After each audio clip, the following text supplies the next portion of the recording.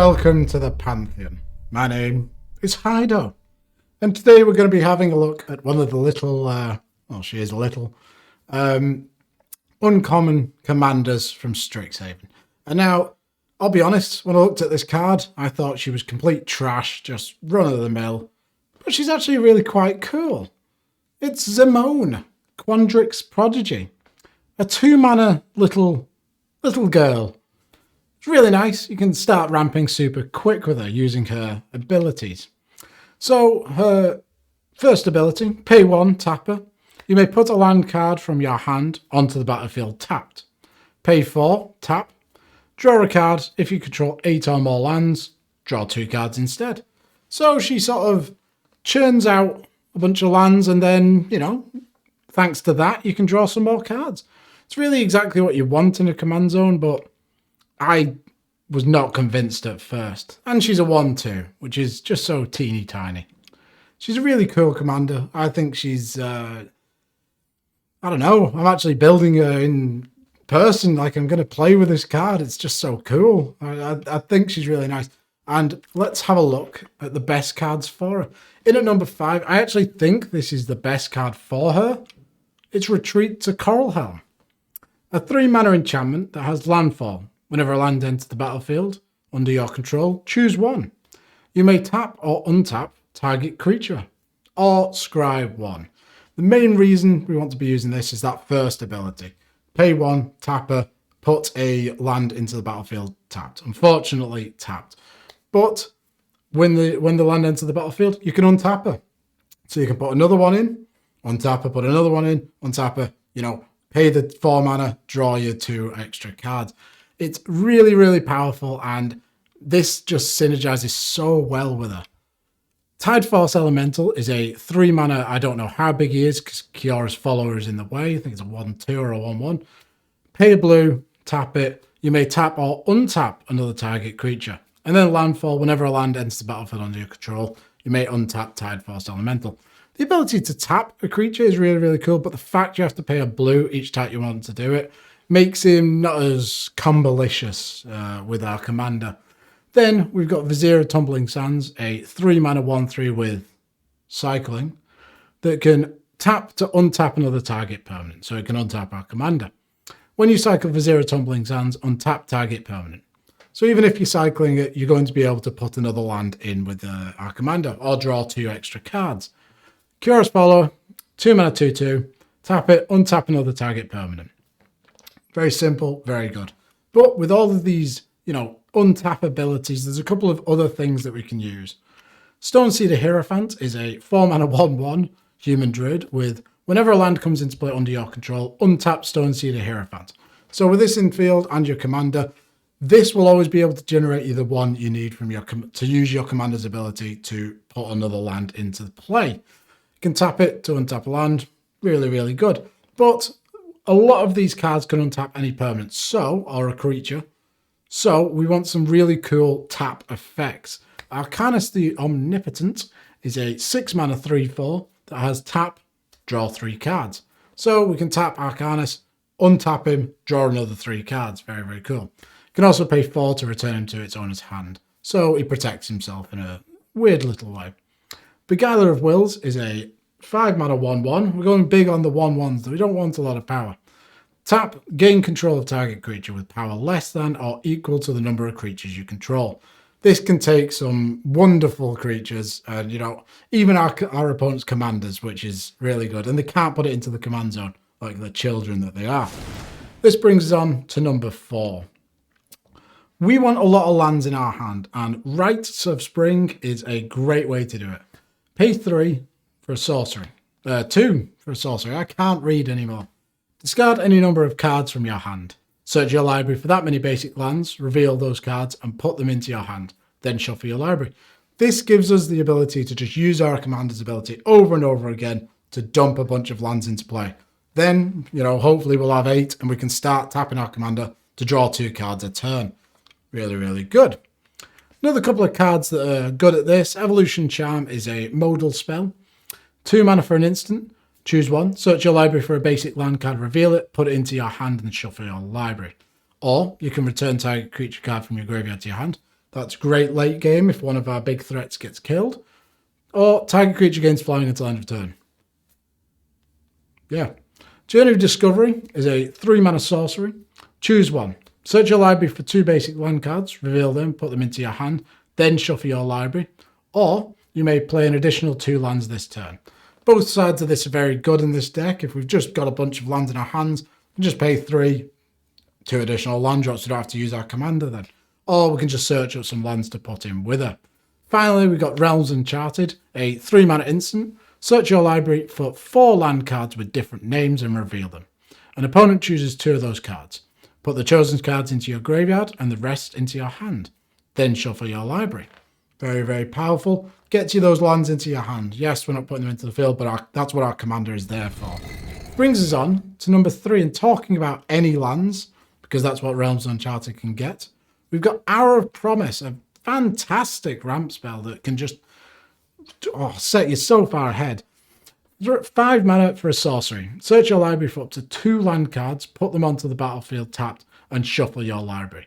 Then, if you control 3 or more deserts, create 2 2/2 black zombie creature tokens. Are we ever going to get the zombies? Probably not. But if you want to put that sort of thing in your deck, go for it. I don't care. Anyway, we want to be searching for very specific lands in this deck, and here are a couple of other cards that do that. I'm going to tell you about the lands in a minute. Elvish Reclaimer is a 1-mana 1/2. It gets +2/+2 as long as you have 3 or more land cards in your graveyard, and you can pay 2 and tap him and sacrifice him. No, sacrifice a land. Search your library for a land card, put it onto the battlefield tapped, then shuffle your library, searches for any land card. Crop Rotation is the card that Elvish Reclaimer is based on. 1 mana for an instant. There's an additional cost to cast this spell. Sacrifice a land. Search your library for a land card and put it onto the battlefield. Then shuffle your library. Really, really good. Then Into the North is a 2-mana sorcery. Search your library for a snow land card and put it into play tapped. Then shuffle your library. This, if you're playing snow basics, which I advise you to in this deck, can get you a basic land, just 2 mana to ramp. Pretty good. Or there's a couple of snow lands that we want to be fetching up. Dark Depths down there is the Snowland, but let's have a look at Thespian Stage first. Thespian Stage is a land, tap for a colourless. Pay 2, tap it. Thespian Stage becomes a copy of target land, except it has this ability. Wow. Then Dark Depths is a land, legendary Snowland. Sorry about that. It enters the battlefield with 10 ice counters on it. Pay 3, remove an ice counter from Dark Depths. When it has no ice counters on it, sacrifice it. If you do, create Marit Lage, a legendary 2020 black avatar creature token with flying and indestructible, who will end games. Now, the combination between these two are, you have Dark Depths and Thespian Stage on the field. You tap Thespian Stage, make it a copy of Dark Depths. Then the legendary rule kicks in, as both of those lands are now legendary, and you sacrifice the original that has all of the counters on it. This means that the Thespian Stage version of the land has 0 counters on it, and it'll sacrifice itself because it has no ice counters on it, and it'll create the Marit Lage. Really, really cool. You've now got a massive flyer, and you're going to kill everyone. Everyone's going to be so happy for you. Life from the Loam is great with these cards, and just great with a lot of the cards that sacrifice lands to get other lands onto the field. 2 mana for a sorcery, return up to 3 target land cards from your graveyard to your hand. Dredge 3. Nice bit of card advantage, refills your hand, and then you can go putting them back into play using the commander. She's so cool. Finally, let's get to number 2. We want to put some big idiots into play. We're going to have loads of land. We may as well cast some big spells. Myojin of Seeing Winds is a 10 mana 3/3. Exactly what you want to be playing. Well, he is when you read his text box. When he comes into play, comes into play with a divinity counter on it if you played it from your hand. So don't go cheating him into play. It's not advisable at all. Myojin of Seeing Winds is indestructible as long as it has a divinity counter on it. Remove a divinity counter from Myojin of Seeing Winds. Draw a card for each permanent you control. That includes lands. So if we've got a massive wide board of lands, we could be drawing 15, 20 cards with that single thing. And, little tip, if you manage to proliferate that counter on him, you can then draw an absolute boatload more cards. Very, very powerful effect. and just really, really good. And it fills your hand, which with this commander is a big problem. You know, you're just dumping lands into play, not really getting anything back. If you want to, you could play a couple of landfall cards that draw you cards when they enter, like Tatiova and the big snake thing, the Simic Snake, I can't remember his name. But here are another couple of incredibly large creatures that draw us cards. Kozilek Butcher of Truth is a 10 mana 12/12. When you cast this spell, draw 4 cards. Refills the hand straight away. It does Annihilate 4, which means that when it attacks, defending player sacrifices 4 permanents. Absolutely backbreaking. And then if it's put into your graveyard from play or from anywhere, shuffle your graveyard and it into your library. Kozilek the Great Distortion is a 10 mana 12/12 again. When you cast it, if you had fewer than 7 cards in hand, draw cards equals that difference. So you could potentially be refilling your entire hand. He also has Menace and discard a card with converted mana cost X, counter target spell with converted mana cost X. Really, really cool, very powerful, and just so much fun for me, not for anyone else. That's what Magic's about, really, isn't it? Finally, Ginger Tax's Core Ogre is a 10 mana 5/4. Again, we're not really bothered about how big he is, but he has Flash, and at the beginning of your end step, draw 7 cards. Each opponent's maximum hand size is reduced by 7. So they're going to have to discard their entire hand unless they have a effect like Reliquary Tower that allows them to have infinite hand size. Again, just refills your hand. So powerful, and it's just fun. To go along with these, we've got another couple of massive idiots. Ugin the Spirit Dragon, 8 mana for a 7 loyalty Planeswalker. +2, Ugin Spirit Dragon deals 3 damage to any target. With a removal, -X, exile each permanent with a converted mana cost X or less that is 1 or more colours. And finally, -10, you gain 7 life, draw 7 cards, and then you may put up to 7 permanent cards from your hand into your battlefield. Oh, incredible. Incredible. So much advantage, so much damage. He's just so good. Finally, Ulamog the Infinite Jaya and Ulamog the Ceaseless Hunger. Both fantastic creatures. The Infinite Jaya, when you cast a spell, destroy target permanent, indestructible, annihilate 4, and when he dies, shuffle him into your graveyard, or whenever he goes there from anywhere. Ulamog the Ceaseless Hunger is a 10 mana Eldrazi 10/10. And when you cast him, exile 2 target permanents. That includes lands, by the way, if you want to have some real good fun. He's indestructible, and whenever he attacks, defending player exiles the top 20 cards of his or her library. Backbreaking in every way. But that brings me on to my number 1 pick. Helix Pinnacle. A 1 mana enchantment with Shroud. Pay X, put X tower counters on Helix Pinnacle. At the beginning of your upkeep, if there are 10 or more tower counters on Helix Pinnacle, you win the game. Really, really obnoxious way to win the game. You've just sat there, you've made a load of mana, and with all the untap shenanigans that are going on, we've got a great way of doing it. Argothian Elder is a 4 mana 2/2 that says untap 2 target lands. Pretty basic.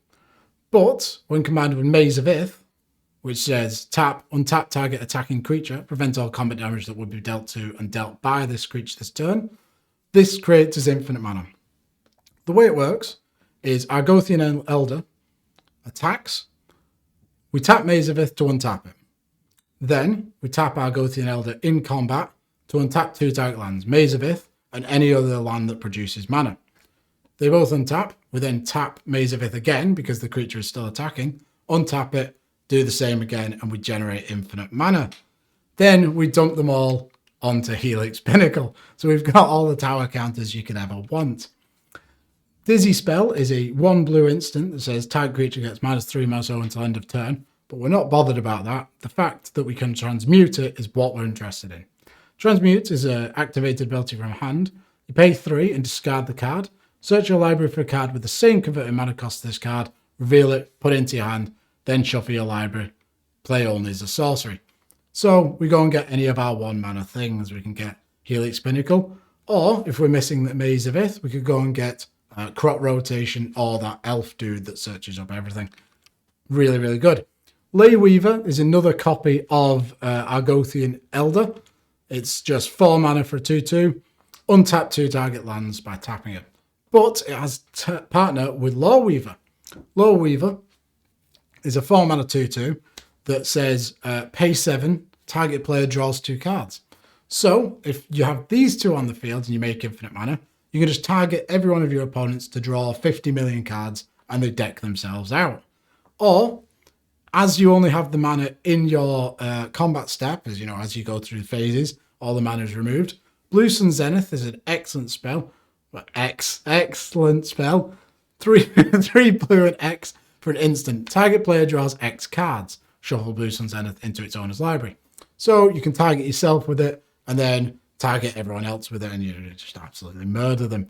And that are my top 5 cards for this really surprisingly powerful little commander. She's really cool. I really like her. I'm a big fan. Big fan indeed. If you've got any suggestions for the deck, please do let me know. I'd love to hear them. And please subscribe and I'll see you soon. Bye.